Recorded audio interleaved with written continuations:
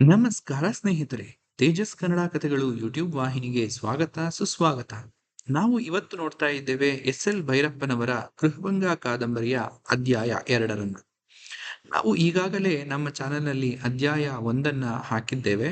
ದಯವಿಟ್ಟು ನೀವು ಅದನ್ನು ನೋಡಿಕೊಂಡು ಬಂದ ನಂತರ ಇದನ್ನು ನೋಡಿದ್ರೆ ನಿಮಗೆ ಕತೆ ತುಂಬ ಚೆನ್ನಾಗಿ ಅರ್ಥವಾಗುತ್ತೆ. ಮತ್ತು ನಮ್ಮ ಈಗಾಗಲೇ ಇರುವ ಒಂದಷ್ಟು ಕಾದಂಬರಿಗಳು ಅಂದರೆ ತ್ರಿವೇಣಿಯವರು ಬರೆದಿರುವಂತಹ ಬೆಳ್ಳಿ ಮೋಡ ಕಾದಂಬರಿಯನ್ನು ಕೂಡ ನಾವು ಇದೇ ಚಾನೆಲ್ನಲ್ಲಿ ಅಪ್ಲೋಡ್ ಮಾಡಿದ್ದೇವೆ. ಅದನ್ನು ಕೂಡ ನೋಡಿಕೊಂಡು ಬನ್ನಿ ಅಂತ ಈ ಮೂಲಕ ನಿಮ್ಮನ್ನ ಕೇಳ್ಕೊತೇವೆ. ಸ್ನೇಹಿತರೆ, ಕಥೆಯಲ್ಲಿ ಈಗ ಮುಂದುವರಿಯುತ್ತಾ ಹೋಗೋಣ. ಚೆನ್ನಿಗರಾಯ ಹೊನ್ನವಳ್ಳಿಯಲ್ಲಿ ಒಟ್ಟು 3 ವರ್ಷ ಶಿಷ್ಯವೃತ್ತಿ ಮಾಡಿದ. ಈಗ ಅವನು ಸಲೀಸಾಗಿ ಎಡಗೈ ಬೆರಳಿನಿಂದ ರೂಲು ದೊಣ್ಣೆ ಉರುಳಿಸುತ್ತಾನೆ. ಬಲಗೈಲಿ ಸ್ಟೀಲು ಮುಳ್ಳಿನಿಂದಾಗಲಿ ಸೀಸದ ಕಡ್ಡಿಯಿಂದಾಗಲಿ ಗೆರೆ ಎಳೆಯುತ್ತಾನೆ. ಲೆಕ್ಕಪತ್ರಗಳಲ್ಲಿ ಎಡಗಡೆ ತಪ್ಪಿಲ್ಲದಂತೆ ಇಳಿಸುವುದು ಮಾತ್ರವಲ್ಲದೆ ಬಲಗಡೆಯದನ್ನು ಹೇಗೆ ಬರೆಯಬೇಕೆಂದು ತಿಳಿದುಕೊಂಡಿದ್ದಾನೆ. ಅವನ ವಿದ್ಯೆ ಪೂರ್ತಿಯಾಯಿತೋ ಇಲ್ಲವೋ ಹೇಳುವುದು ಕಷ್ಟ. ನೀನು ರೂಪಾಯಿಯಲ್ಲಿ 4 ಕಲಿತಿಲ್ಲ ಎಂದು ಗುರುಗಳಾದ ಸೀತಾರಾಮಯ್ಯನವರು ಹೇಳುತ್ತಾರೆ. ಅವರ ಎದುರಿಗೆ ಪ್ರತಿ ಹೇಳುವುದಿಲ್ಲವಾದರೂ ಚೆನ್ನಿಗರಾಯನಿಗೆ ಆ ಮಾತಿನಲ್ಲಿ ವಿಶ್ವಾಸವಿಲ್ಲ. ಅವರ ಲೆಕ್ಕಾನೇ ಕೆರ್ಕಂಡ್ ಇಲ್ಲೇ ಬಿದ್ದಿರ್ಲಿ ಅಂತ ಹಾಗಂತಾರೆ ಎಂದು ಅದಕ್ಕೆ ಅರ್ಥ ಮಾಡುತ್ತಾನೆ. ಅವನು ಕಾಲ್ನಡಿಗೆಯಷ್ಟೇ ವರ್ಷಕ್ಕೆ 2-3 ಸಲ ಊರಿಗೆ ಬಂದು ಹೋಗುತ್ತಿದ್ದ. ಈ ಸಲ ಬಂದವನು ತಾಯಿಗೆ ಹೇಳಿದ, ಇನ್ನೆಷ್ಟು ದಿನ ಅಂತ ಅಲ್ಲಿರೋದು? ನಾನು ಊರಿಗೆ ಬಂದು ಶಾನ್ಬೋಗ್ಗೆ ಚಾರ್ಜ್ ತಗತೀನಿ. ಲೆಕ್ಕ ಚೆನ್ನಾಗಿ ಬಂತೇನೋ? ಬಾರ್ದೇ ಏನು ಕೇಳಬೇಕಾದ್ರೆ?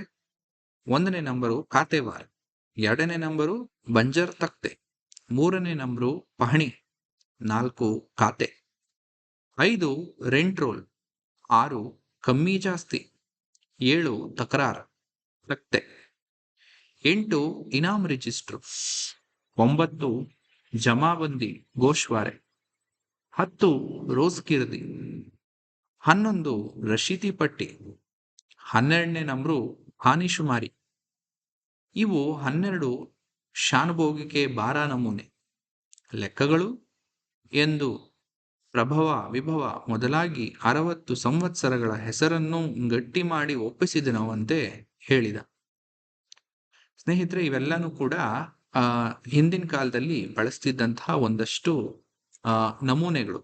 ಅಂದ್ರೆ ಈಗ ಏನು ನಾವು ಪಹಣಿ ಖಾತೆ ಅಂತ ಎಲ್ಲ ಹೇಳ್ತೀವಲ್ಲ, ಆ ಥರ ಆವಾಗಿನ ಕಾಲದಲ್ಲಿದ್ದಂಥ ಒಂದಷ್ಟು ಲ್ಯಾಂಡ್ ರೆಕಾರ್ಡ್ ಡಾಕ್ಯುಮೆಂಟ್ಸ್ ರಿಲೇಟೆಡ್ ಆಗಿ ಅದು ಇರುವಂಥದ್ದು. ಓಕೆ, ಬನ್ನಿ ಮುಂದುವರಿಯುತ್ತಾ ಹೋಗೋಣ.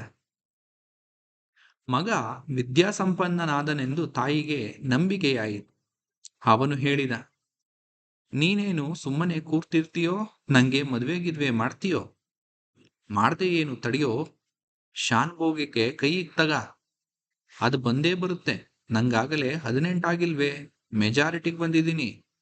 ಬಾಕಿಯವರೆಲ್ಲ 16 ವರ್ಷಕ್ಕೆ ಗಂಡು ಹುಡುಗರಿಗೆ ಮದುವೆ ಮಾಡ್ತಾರೆ. ನಾವು ಹಾಗೆ ಇದ್ರೆ ಜನ ಏನಂತಾರೆ? ಚೆನ್ನಿಗರಾಯನಿಗೆ ಆಗಲೇ ಹೆಣ್ಣು ಕೊಡಲು ಎಷ್ಟೋ ಜನ ಕೇಳಿದ್ದರು. ಗಂಗಮ್ಮನೇ ಇನ್ನೂ ಮನಸ್ಸು ಮಾಡಿ ಕೊಟ್ಟಿರಲಿಲ್ಲ. ಈಗ ಮಗನೇ ಕೇಳುತ್ತಿದ್ದಾನೆಂದ ಮೇಲೆ ಮಾಡಿಬಿಡಬೇಕು. ಆ ಬಗೆಗೆ ಮಾದೇವಯ್ಯನವರ ಸಲಹೆ ಕೇಳಿದರೆ ಅವರು, ಅವನ್ನ ಇನ್ನೂ 1-2 ವರ್ಷ ಲೆಕ್ಕ ಕಲೀಲಿ, ಶಾನ್ಭೋಗ್ಗೆ ತಗೊಂಡು ಆಮೇಲೆ ಮದುವೆಗಿದ್ವೆ ಆಗ್ಲಿ ಎಂದರು. ಚೆನ್ನಿಗರಾಯನಿಗೆ ಸಿಟ್ಟು ಬಂತು. ಓಹೋ ಹೋ ಹೋ, ಇನ್ನೂ 2 ವರ್ಷ ಕಾಯ್ಬೇಕಂತೆ? ನಿಮಗೇನ್ ತಿಳಿಯುತ್ತೆ? ಸುಮ್ಮನಿರ್ರಿ ಐನೋರೇ ಎಂದ. ಹಿಂದೆ ಎಂದೂ ಅವರನ್ನು ಯಾವುದಕ್ಕೂ ನಿಮಗೇನ್ ತಿಳಿಯುತ್ತೆ ಸುಮ್ಮನಿರ್ರಿ ಅಂದಿರಲಿಲ್ಲ. ಅವರು ಸುಮ್ಮನಾದರು. ಚೆನ್ನಿಗರಾಯ ಮತ್ತೆ ಹೊನ್ನವಳ್ಳಿಗೆ ಹೋಗಲಿಲ್ಲ. ಅವನೇ ಒಂದು ದಿನ ಹೋಗಿ ಶಿವಲಿಂಗೇಗೌಡರನ್ನು, ನನ್ನ ಕೆಲಸ ನಂಗೆ ಕೊಡು ಎಂದು ಕೇಳಿದರೆ ಅವನು, ಕೊಡೋಣ, ಮ್ಯಾಲಿನಿಂದ ಬರ್ಲಿ ಎಂದ. ಮುಂದೆ ಏನು ಮಾಡಬೇಕೆಂದು ಭಾವಿ ಶಾನುಭೋಗನಿಗೆ ಖುದ್ದು ತಿಳಿಯಲಿಲ್ಲ. ಅಷ್ಟರಲ್ಲಿ ಮದುವೆ ನಿಶ್ಚಯವಾಗುವ ಮಾತುಕತೆ ನಡೆಯುತ್ತಿದ್ದುದರಿಂದ ಅವನಿಗೆ ಶಾನುಭೋಗಿಕೆಯ ಕಡೆ ಅಷ್ಟೊಂದು ಗಮನ ಹೋಗಲಿಲ್ಲ. ಒಂದು ದಿನ ಇವರ ಮನೆ ಮುಂದೆ ಒಂದು ದೊಡ್ಡ ಬಿಳಿಯ ಕುದುರೆ ಬಂದು ನಿಂತಿತು. ಮಿನುಗುವ ಜೀನು ಕಡಿವಾಣಗಳನ್ನು ಹಾಕಿದ್ದ ಅದರ ಮೇಲಿಂದ ಬಿಳಿಯ ನಿಕ್ಕರು, ಬಿಳಿಯ ಕೋಟು, ಕಾಲಿಗೆ ಕಾಲು ಚೀಲ, ಬೂಟುಗಳನ್ನು ಹಾಕಿದ್ದ ಇಳಿ ಪ್ರಾಯದ ಒಬ್ಬ ಭಾರೀ ವ್ಯಕ್ತಿ ಇಳಿದರು. ಆ ದೊಡ್ಡ ಬಿಳಿ ಕುದುರೆ ಅವರ ಆಳುತನ ನೋಡಿದರೆ ಡಿಸ್ಟಿಕ್ಕಟ್ಟಿನ ದಣಿ ಡೆಪ್ಯೂಟಿ ಕಮಿಷನರ್ ಎಂದು ಯಾರಾದರೂ ಹೇಳಿಬಿಡಬೇಕಾಗಿತ್ತು. ಗಂಗಮ್ಮ ಹಾಗೆಂದೇ ತಿಳಿದು ಒಳಗೆ ಹೋಗಿ ಚೆನ್ನಿಗರಾಯನಿಗೆ ಹೇಳಿದಳು.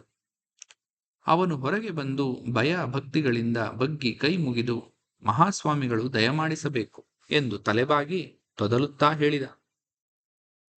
ನನಗೆ ಶಾನುಭೋಗಿಕೆ ಕೊಡಿಸಲು ಡಿಸ್ಟಿಕ್ ಕಮಿಷನರೇ ಕೂತು ಬಂದಿದ್ದಾರೆಂದು ಅರ್ಥ ಮಾಡಿಕೊಂಡ. ಶಿವಲಿಂಗೇಗೌಡನಿಗೆ ಹೇಳಿ ಕಳಿಸಲೇ ಅವನು ಕೇಳಿದ. ಯಾಕೆ? ಹಾಲಿ ಶಾನುಭೋಗಿಕೆ ಚಾರ್ಜು ಅವನ ತಾವಲೇ ಇದೆ. ಅವನಿಂದ ಮಹಾಸ್ವಾಮಿಗಳು ನನಗೆ ಕೊಡಿಸಬೇಕು. ಬರಾವರ್ದಾರ್ ರಾಮಣ್ಣನವರ ಹಿರಿ ಮಗ ನಾನೇ, ಚೆನ್ನಿಗರಾಯ. ಕೊಡಿಸೋಣ, ಈಗ ಒಳಕ್ಕೆ ನಡೀರಿ. ಅವರು ಒಳಕ್ಕೆ ಬಂದರು. ಮನೆಯಲ್ಲಿ ಕುರ್ಚಿ ಇರಲಿಲ್ಲ. ಅಣ್ಣ ಜೋಯಿಸರ ಮನೆಯಲ್ಲಿ ಇರುವ ಒಂದು ಕುರ್ಚಿಯನ್ನು ಬಿಟ್ಟರೆ ಆ ಊರಿನಲ್ಲಿ ಯಾರ ಮನೆಯಲ್ಲಿಯೂ ಕುರ್ಚಿ ಇಲ್ಲ.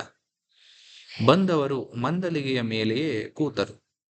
ಚೆನ್ನಿಗರಾಯ ಒಳಗಿನಿಂದ ಗಂಗೋದಕ ತಂದು ಮುಂದಿಟ್ಟರೆ ಅವರು ನಾವು ಮೊದಲೇ ನೀರು ಕುಡಿಯಬಾರದು ಎಂದರು. ಇವರಿಬ್ಬರಿಗೂ ವಿಷಯ ಅರ್ಥವಾಗಲಿಲ್ಲ. ಕೊನೆಗೆ ಅವರೇ ಹೇಳಿದರು, ನಾಗಲಾಪುರ ಅಂತ ಕೇಳಿದಿರಲ್ಲ, ನಾವು ಅದರ ಸ್ಥಳ ಪುರೋಹಿತರು. ನನ್ನ ಹೆಸರು ಕಂಟಿ ಜೋಯಿಸ ಅಂತ. ನನ್ನ ಮಗಳು ನಂಜಮ್ಮ ಅಂತ ಹುಡುಗಿ ಹೆಸರು. ರೇವತಿ ನಕ್ಷತ್ರ 2ನೇ ಪಾದ, 12 ನಡೀತಾ ಇದೆ. ಜಾತಕ ತಂದಿದ್ದೀನಿ. ನಿಮ್ಮ ಹುಡುಗನ ಜಾತಕ ಇಲ್ಲಿ ಕೊಡಿ. ಇವರು ಡಿಸ್ಟಿಕ್ ಕಮಿಷನರ್ ಎಂಬ ಭಾವನೆಯಿಂದ ನಾಗಲಾಪುರದ ಕಂಟಿ ಜೋಯಿಸರೆಂಬ ಕಲ್ಪನೆಗೆ ಬರಬೇಕಾದರೆ ಗಂಗಮ್ಮನಿಗೆ ಸ್ವಲ್ಪ ಹೊತ್ತೇ ಹಿಡಿತು.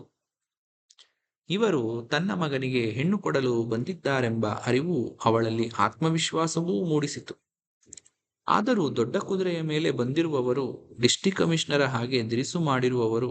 ಅವಳು ಕೇಳಿದರು, ಶಾನುಭೋಗಿಕೆಗೆ ಚಾರ್ಜ್ ಕೈಗೆ ಬರುವ ತನಕ ನಾನು ಇವನ ಮದುವೆ ಮಾಡಲ್ಲ ಅಂತಿದ್ದೀನಿ. ನಿಂಗೇನು ಗೊತ್ತಾಗತ್ತೆ, ಸುಮ್ನಿರಮ್ಮ. ಚಾರ್ಜು ಕೊಡುತ್ತೀನಿ ಅಂತ ಅವರು ಮೊದಲೇ ಅನ್ಲಿಲ್ವೇ? ಚೆನ್ನಿಗರಾಯ ತಾಯಿಯ ಬಾಯಿ ಮುಚ್ಚಿಸಿದ. ನನಗೆ ಅದೆಲ್ಲ ಗೊತ್ತಿದೆ. ನಿಮ್ಮ ಹಕ್ಕು ನಿಮಗೆ ಕೊಡಿಸೋದು ಎಷ್ಟು ಹೊತ್ತು? ನಾನು ಅಮಲ್ದಾರರಿಗೆ ಹೇಳ್ತೀನಿ, ಮೊದಲು ಮದುವೆಯಾಗಲಿ. ಅಂತೂ ಗಂಗಮ್ಮ ಮಗನ ಜಾತಕ ತಂದು ಕೊಟ್ಟಳು. ಕಂಟಿ ಜೋಯಿಸರು ಎಷ್ಟು ಹೊತ್ತಾದರೂ ಸ್ವತಃ ಜೋಯಿಸರೇ. ಅಲ್ಲಿಯೇ ಕೂತು ಗುಣಿಸಿ ನೋಡಿ ದಿವ್ಯವಾಗಿ ಹೊಂದುತ್ತೆ. ಇನ್ನು ಮುಂದಿನ ಮಾತಾಡಿ ಎಂದರು. ಸ್ನೇಹಿತರೆ, ಕಥೆಯನ್ನ ಇಲ್ಲಿಗೆ ನಿಲ್ಲಿಸೋಣ. ಚೆನ್ನಿಗರಾಯನಿಗೆ ಹೆಣ್ಣು ಕೊಡುವುದಕ್ಕೆ ಅಂತ ಬಂದಿರುವಂತಹ ಜೋಯಿಸರು, ಅವರ ಮಗಳು ನಂಜಮ್ಮ. ಆ ನಂಜಮ್ಮನಿಗೂ ಮತ್ತು ಚೆನ್ನಿಗರಾಯನಿಗೂ ಈಗ ಮದುವೆ ಆಗುತ್ತಾ? ಮುಂದೆ ಕತೆ ಯಾವ ರೀತಿ ಸಾಗತ್ತೆ ಎಂಬುದನ್ನ ಮುಂದಿನ ಒಂದು ಸಂಚಿಕೆಯಲ್ಲಿ ನೋಡ್ತಾ ಹೋಗೋಣ ಸ್ನೇಹಿತರೆ. ನೀವಿನ್ನು ನಮ್ಮ ಚಾನಲ್ಗೆ ಸಬ್ಸ್ಕ್ರೈಬ್ ಮಾಡ್ಕೊಂಡಿಲ್ಲ ಅಂದರೆ ದಯವಿಟ್ಟು ಸಬ್ಸ್ಕ್ರೈಬ್ ಮಾಡಿ. ಆ ಬಲವೇ ನಮಗೆ ನಿಮ್ಮ ಮುಂದೆ ಇನ್ನಷ್ಟು ಮತ್ತಷ್ಟು ಮಗದಷ್ಟು ಕತೆಗಳನ್ನು ತರುವುದಕ್ಕೆ ಪ್ರೋತ್ಸಾಹ ನೀಡುತ್ತೆ. ಧನ್ಯವಾದಗಳು ಸ್ನೇಹಿತರೆ. ಎಲ್ಲರಿಗೂ ಶುಭವಾಗಲಿ. ಶುಭ ದಿನ.